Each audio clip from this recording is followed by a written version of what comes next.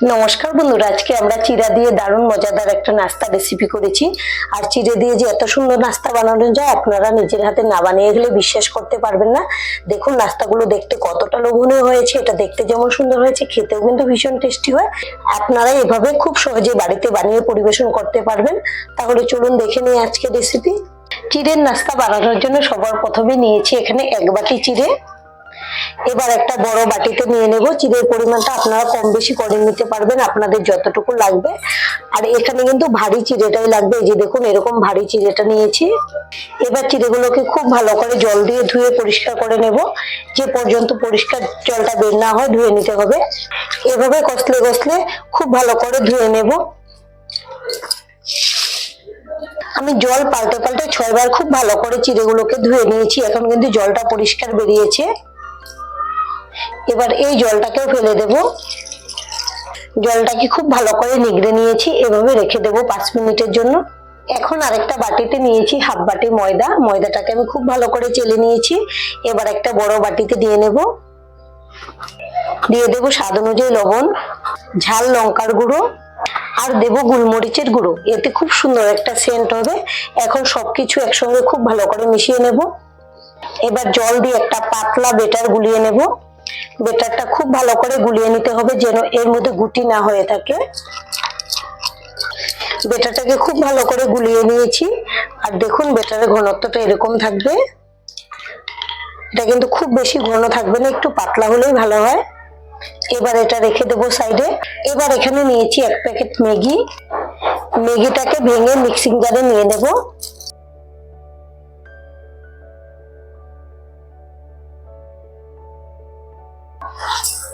এখন ঢাকনা লাগিয়ে এটাকে হালকা গুঁড়ো করে নেব। চিড়েগুলো 5 মিনিট রাখার পরে দেখুন কত সুন্দর ঝরঝরে হয়ে গেছে। আর জলটাও পুরো টেনে নিয়েছে, একদম সফট হয়েছে। এবার দিয়ে দেব টক দই। এখানে টক দইটা খুব বেশি লাগবে না, 2 চামচ দিয়ে দিলে হয়ে যাবে। এখন খুব ভালো করে মিশিয়ে নেব। দইটা দিয়ে খুব ভালো করে মিশিয়ে নিয়েছি। এখন এখানে নিয়েছি একটা সেদ্ধ করা আলু। আলুর খোসাটাকেও আমি ছাড়িয়ে নিয়েছি। এবার দিয়ে দেব হাত দিয়ে ভেঙে। আপনারা চাইলে এটাকে ম্যাশ করেও নিতে পারেন বা গ্রেটার দিয়ে গ্রেট করেও দিয়ে দিতে পারেন। আর এখানে নিয়েছি একটা পেঁয়াজ কুচি দিয়ে দেব, 2টা কাঁচা লঙ্কা কুচি। ঝালটা আপনারা যেরকম খাবেন সেই বুঝে কম বেশি করে নিয়ে নেবেন। সামান্য নিয়েছি গ্রেট করে রাখা আদা।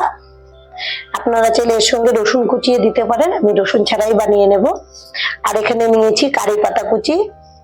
আপনারা কারি পাতার বদলে কিন্তু ধনে পাতা কুচিও দিতে পারেন, আপনাদের যেটা ভালো লাগে দিয়ে দেবেন। এবার দিয়ে দেবো স্বাদ অনুযায়ী লবণ। আমি এখানে বিট লবণটা নিয়েছি, আপনারা চাইলে সাদা লবণও দিতে পারেন, তবে বিট লবণটা দিলে কিন্তু খুব ভালো টেস্ট হয়। দিয়ে দেবো গোলমরিচের গুঁড়ো। দিয়ে দেবো খুবই সামান্য ঝাল লঙ্কার গুঁড়ো। আপনারা যদি ঝালটা কম খান লঙ্কার গুঁড়োটা বাদ দিয়েও করে নিতে পারবেন। আর এখানে নিয়েছি ম্যাগি মশলা, এটাও দিয়ে দেব। মানে ম্যাগির মধ্যে যে মশলাটা থাকে এটা দিয়ে দেব। দিয়ে দেব খুবই সামান্য হলুদের গুঁড়ো।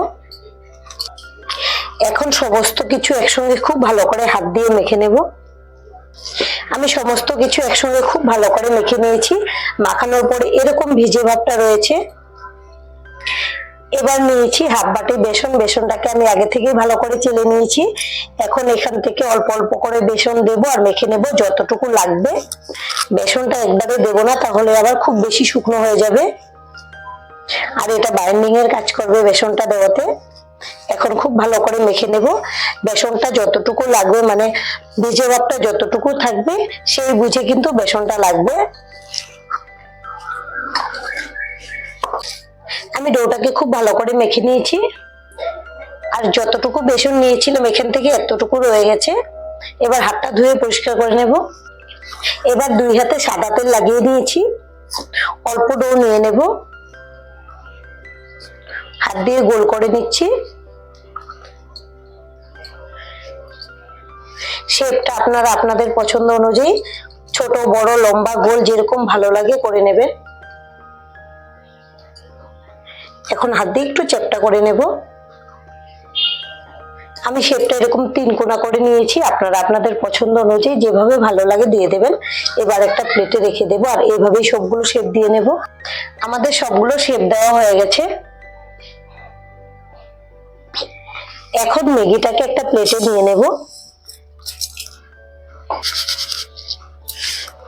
এরকম করে গুঁড়ো করে নিয়েছি। ব্যাটারটাকে একটু নাড়িয়ে নেব।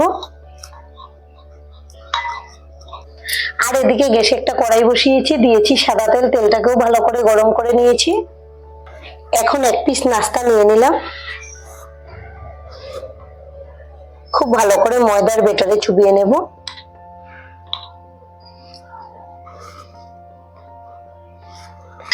এবার ম্যাগির মধ্যে দিয়ে দেব।